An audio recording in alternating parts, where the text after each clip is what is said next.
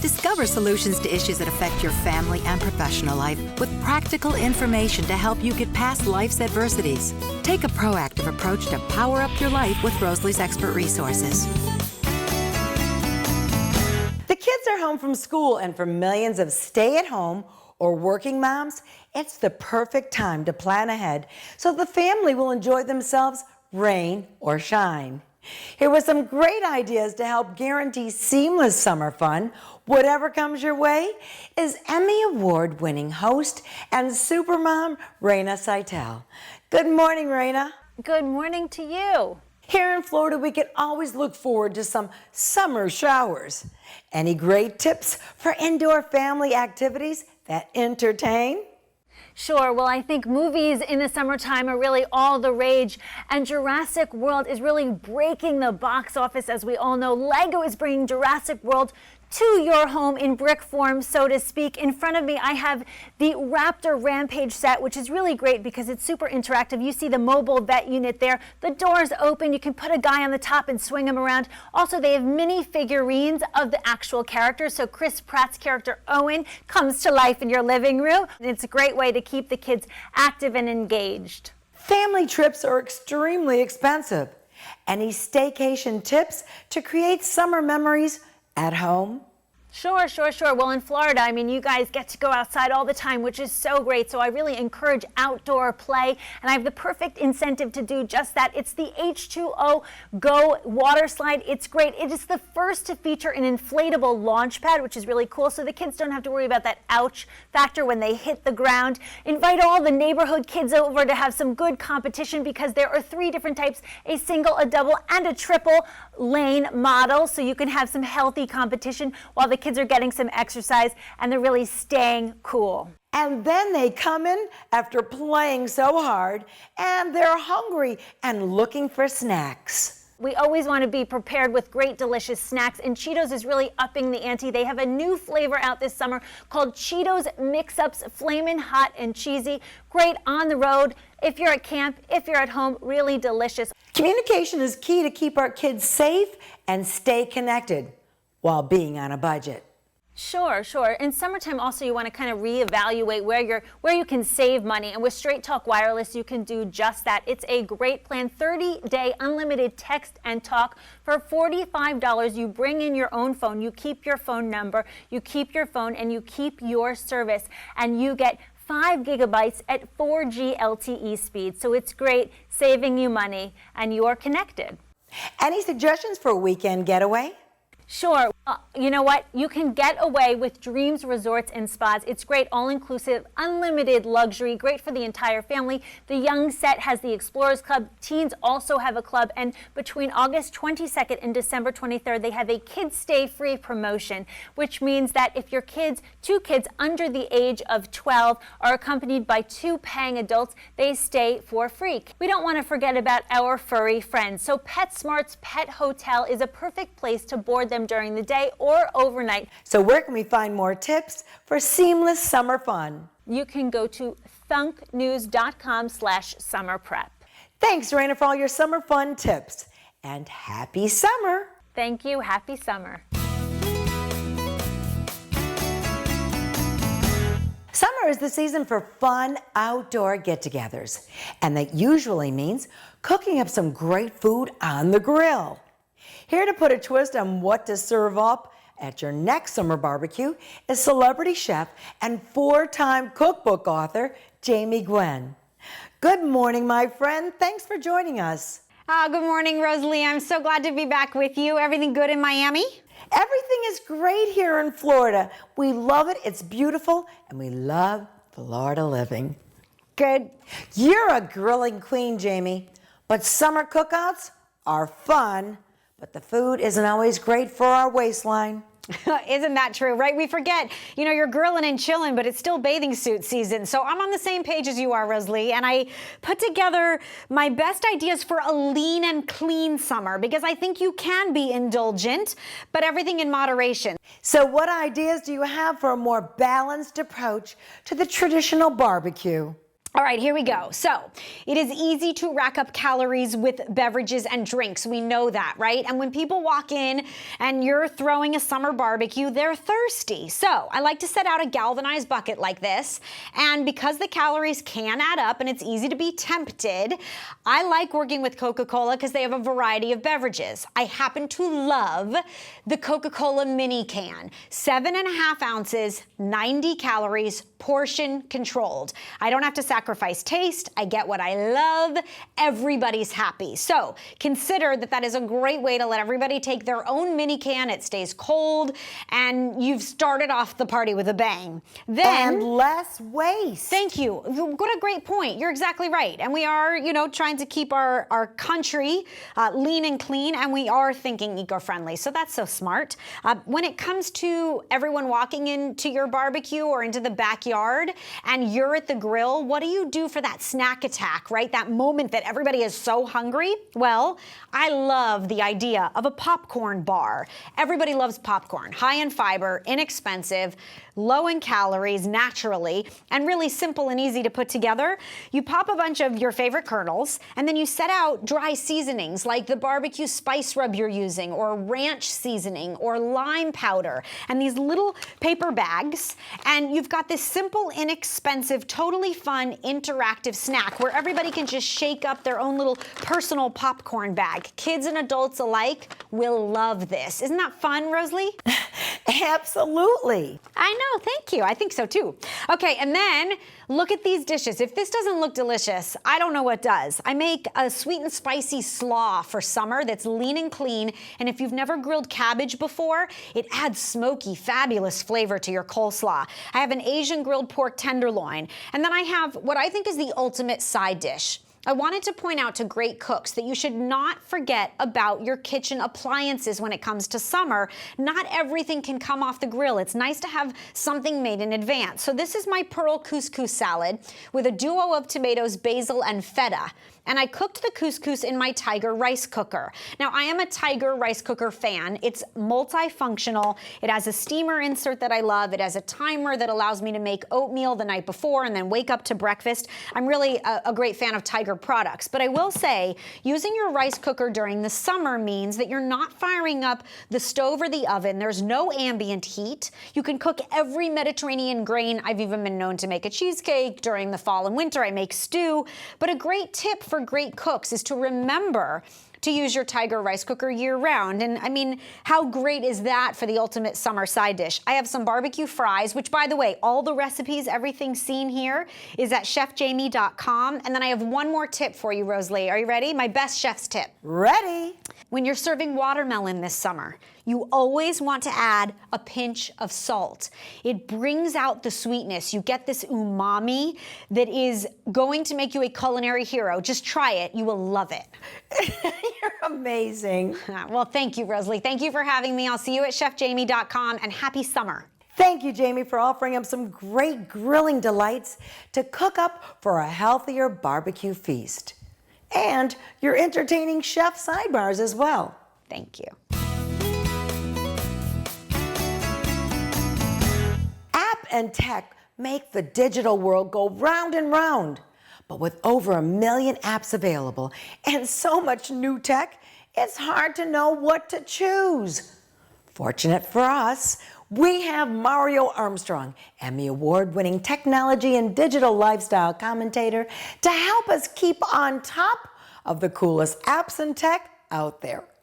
Good morning, Mario. Good morning, Rosalie. And you're right, it's so hard to choose. It's too crazy, and so many different things are out there, and it's always changing. So I have some great things that I'm going to share with you guys and I think everyone should definitely pay attention to the first one that I have here, because this is really going to protect our smartphones. Our smartphones are like mini computers these days, and we all have virus protection and security software for our computers, but many of us are not doing that on our mobile devices. So my first one is a free app that's called Lookout. Now, Lookout is going to protect your phone from all those apps that you download in case any of those have a virus. It'll also protect your phone and keep it safe from any scams. And also, it has several different alerts inside of the application. One of my favorites from Lookout is something called the theft alert. So this is a feature that protects your phone if someone is trying to tap in the PIN code to get access to your phone and it's wrong, or if someone's trying to remove your SIM card. The phone will take, or the app will take a picture of that person trying to get access to your phone and also email you the photo and the location on a map of where your phone is so that you can turn that over to the authorities and hopefully get your phone back. So really, really great app. No excuse not to download it. It's available on iPhone and Android. And again, it's called Lookout. All right, for those of us like myself looking for a smaller new computer, it's the Asus MemoPad 7. So this is great. 4 different colors, very stylish. It's going to be awesome for the summer, great for the family. We're talking Intel Atom processor, which means you're going to have fast web browsing on this, and video playback, HD cameras, and you'll have up to 9 hours on your battery life. That's huge. So you'll be able to watch movies, play games, do all types of educational things, read books, and still not run out of your battery life. any resources to help us shop better and get more value for our money? Yeah, and it's hard, you know, coupon clipping days have really kind of died down, and who wants to spend time doing all of that when you can just open up an app right on your mobile device and take advantage of getting cash back for things that you already are purchasing. So a favorite app that I use is called Find and Save. Find and Save is a free app on your iPhone and Android. It'll give you cash back for shopping that you're already doing or shopping at new stores that are offering cash back deals. So for example, if I spend 50 bucks at Target, I can get $20 back from Find and Save. They also have a ton of alerts. One of my favorite alerts is the cash back alert, which means that while I have my phone, if I'm out and about and I'm near a store that offers cash back, I'll get notified about that. So if I want to go in, buy a shirt or buy whatever at that store, I know I'll be getting some cash back from that purchase. Any new free apps for games that can keep older kids more active? Oh, got 2 cool things. You're going to love this, Rosalie. First off, a very addictive mobile game.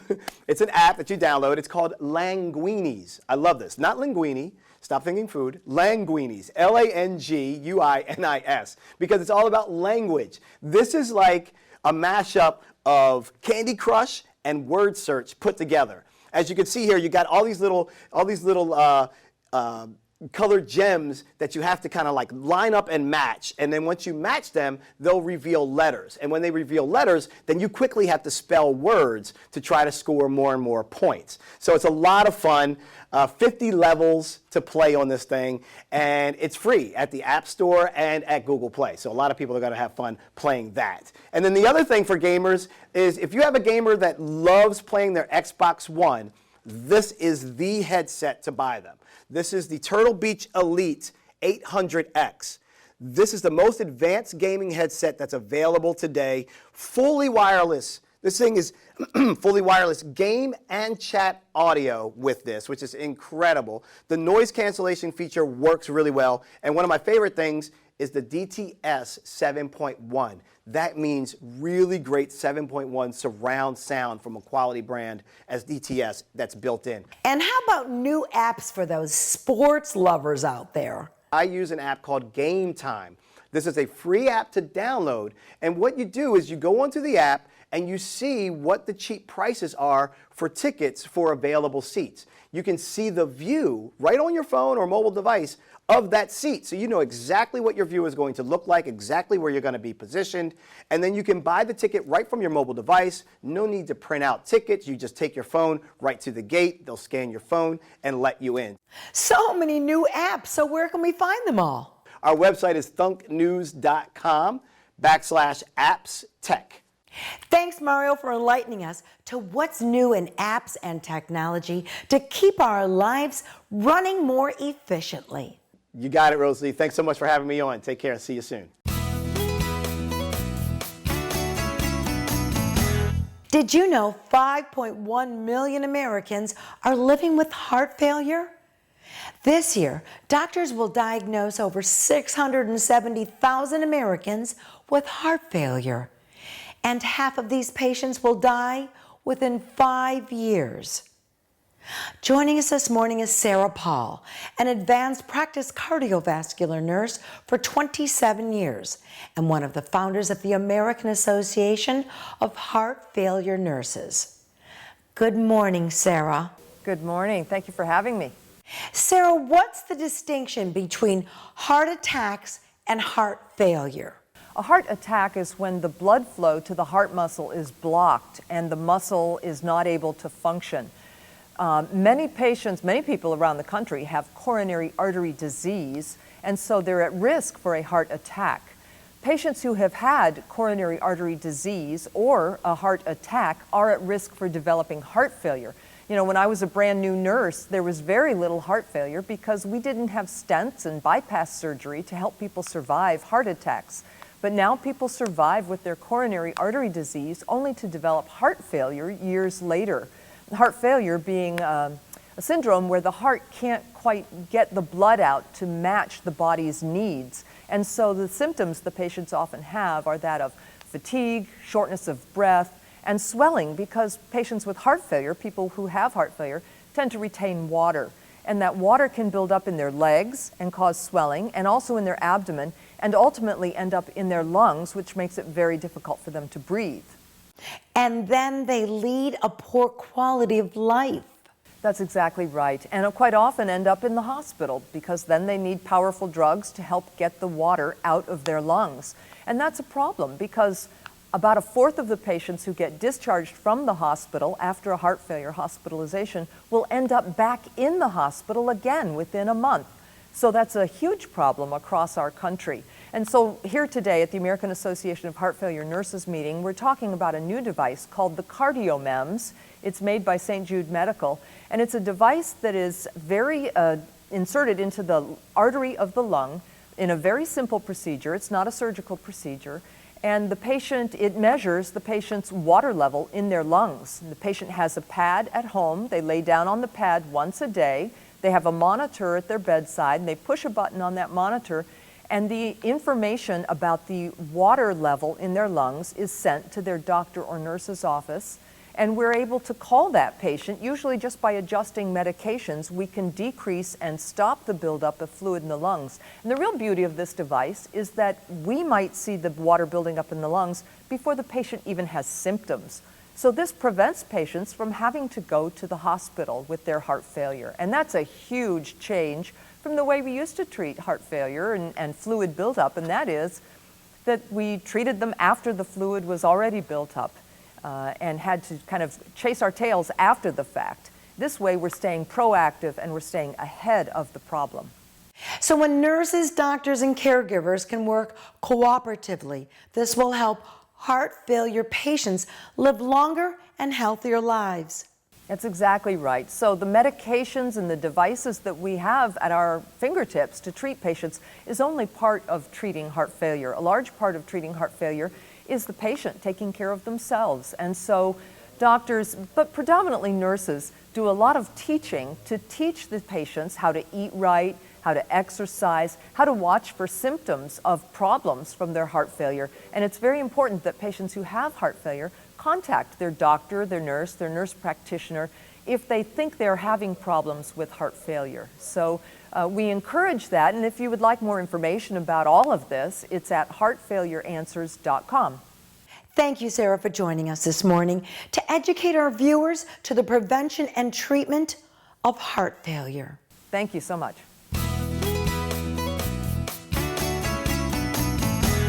Parkinson's disease is a chronic degenerative brain disorder, and it's second only to Alzheimer's in prevalence in the U.S., and it affects over 1 million people.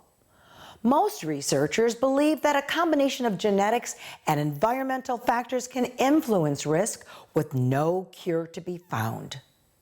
Dr. Tatiana Faroud, a molecular geneticist, and John Gilman, who learned he has a genetic mutation related to Parkinson's, join us this morning to discuss the Michael J. Fox Foundation for Parkinson's research and its accelerated goal to find a cure. Good morning to both of you. Good morning, Rose. Good morning. Dr. Farood, explain genetic mutations associated with Parkinson's disease and why some populations are more prevalent. It's a great question. So there's two genes that we're really focused on for this study. One is called LRRK2 and the other is called GBA. They're both relatively rare in the general population, but they're at higher frequency in individuals of Ashkenazi Jewish or Eastern European ancestry. So part of our call in this study is to encourage individuals of that ancestry, Ashkenazi Jewish or Eastern European, just like John, to consider being tested for these genes to learn about their risk for Parkinson's disease. So, John, what prompted you to get genetically tested? So I'm an avid runner, and I thought, getting genetically tested would be a natural way to learn more about my body. So I decided to take the test. It's a very simple saliva test where you just send your saliva sample and get the results back within a month.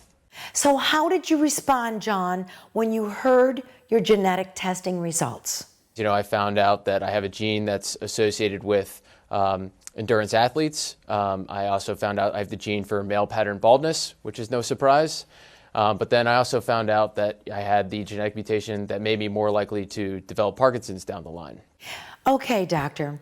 So how can studying people with genetic mutations help Parkinson's researchers discover new treatments? Studying people who have an increased risk, like John, of developing the disease, we can ask the question, why do some people develop the disease and some people don't? Can we find what are called biomarkers, triggers that tell us that part of that answer? And then our goal is to develop treatments or drugs that can go right at that. And so if we can understand why some people do and don't develop the disease, we can then use that information to help us find a cure. And so it's important, though, to find those people who have that genetic predisposition. And that's why we're focusing in this study on individuals of Ashkenazi Jewish, Eastern European ancestry, again, like John, calling them to consider being tested, and those that learn they have this mutation, we invite them to then participate in the study. So what sites are here in Florida? Oh, yes, there's one in Boca Raton, and there's also one at the University of South Florida in Tampa. And in both sites, people don't need to go to those sites to get tested. I want to stress that. They can come to the michaeljfox.org/genetics website. We can do everything by mail. You send in a saliva sample, you learn your test results. We have a genetic counselor that speaks to you, it explains them to you. You only need to go to the site once you learn whether or not you would qualify to be part of this longer part of the study. So it's actually very easy to get involved and do that first step. Again, where can we learn more? Please come to michaeljfox.org/genetics, learn about the study. And again, we're targeting people of Ashkenazi Jewish, Eastern European ancestry. And so we encourage them to come to the website and learn about it. Thank you, John, for sharing your experience to identify your risk to Parkinson's. And Dr. Farood, thank you for all your great work to identify risk and find a cure. Thank you so much for having us. Thank you, Rose. Life is full of unknown risks. According to the International Shark Attack File at the University of Florida, Florida leads the U.S. in shark attacks with 28 incidents just last year. Florida has the largest coastline in the U.S. In larger areas like Volusia County, there were 10 incidents. In Brevard County, 8 incidents. 2 in Broward County and 2 in Palm Beach County. Here to give us a greater understanding of sharks and share his firsthand experience of being attacked by a shark is Paul Gelder, who appears in The Bride of Jaws on the Discovery Channel. Good morning, Paul. Good morning. Share your unique story as an Australian Navy diver during an anti-terrorism training exercise. So this was nothing out of the ordinary. It was in a place in the harbour where I'd swum 1,000 times before. There hadn't been a shark attack in 60 years. It's a really beautiful part of the harbour. You can see the Opera House and the harbour bridge. And I was in the water doing what we call finning. I was on my back with a pair of fins on, just kicking my legs. And a bull shark came up from underneath me and grabbed me by the hamstring, the back of my leg and my hand, all in the same bite. And this is my worst nightmare. I was terrified of sharks because I was in the water all of the time. And I came face to face with my worst nightmare and I froze. I didn't know what to do. It felt like we stared eye to eye for a couple of seconds and I was trying to work out what to do, and I think the shark was trying to work out if it could eat me. And then my survival instincts kicked in, as they do, and I was racing through my head and I thought, oh, okay, I've seen Discovery Channel, I've seen the Shark Week, I've seen Crocodile Hunter, I'll jab it in the eyeball. And I tried, but I couldn't move my hand, and that's when I saw that my hand was in the shark's mouth too. So I tried to fight it off with my left hand, but the shark started to shake me and took me underwater, and that's when I realized I was just totally at its mercy. These things are incredibly powerful. The shark ended up removing my entire hamstring and my right hand, and while he was either swimming away or circling back, I started swimming for my safety boat, where my buddies came and picked me up and rendered first aid and kept me alive until I got to hospital. So this experience changed your life forever and prepared you to appear on Bride of Jaws. Yeah, I've had a very good education now on shark in the shark world, and it started with a trip to the United Nations with the Pew organization to talk about shark conservation. And that was the first step, and it's led all the way to being able to have a show on Shark Week in Discovery Channel and now share this love and respect and the knowledge that I've garnered with the rest of the world. And it's really something that I enjoy and get a lot of fulfillment out of. So what was the most scary adventure that you had in taping Bride of Jaws? Yeah, this one was tough. I nearly got eaten again. I lost my hand again. Luckily, it wasn't one of the real ones this time. And so it was tough. Like, these sharks are enormous down in Australia, and they can be extremely violent. They, a lot of the boats down there's only 3 boats, but 2 of them have a license to chum and blood the water. And we didn't want to do that because we didn't want the sharks in a hysterical state. We wanted to film them as they naturally are, just cruising, inquisitive, and they seem intelligent. So we used sound to attract them into the boat, and this was an amazing experience. And we learned a lot about them, and we were trying to find this gigantic 18-foot shark called Jonah shark, largest great white shark tagged in Australian waters. So this is a show about the journey of trying to find her. Give our viewers an understanding why sharks attack when swimming along coastal waters. If people are swimming near the mouths of rivers where sharks go in and out and feed off the fish there, if people are swimming near piers and wharves, if they're swimming an hour either side of dusk or dawn, which is prime shark feeding time, you're increasing your chances of encountering a shark. I don't know about the water conditions up in North Carolina, but if the warmer waters are being swept up at this time of year, that brings the fish, which is obviously the shark's food. So they'll be coming up in greater numbers as well. Plus the fact there's a lot more people in the water. So all of these factors combine to increase the number of sharks in an area and increase the chances of you encountering a shark. So where can we see more shark adventures? There's a lot of stuff on YouTube, but also Discovery Channel. We've got some great shows on there. Obviously, my show, Bride of Jaws, is going to be the best show on Shark Week, so you don't want to miss that one. But I'm not biased at all. Thanks, Paul, for joining us this morning to share your real-life experience and the knowledge that you gained from this experience to be a shark expert. Thank you very much.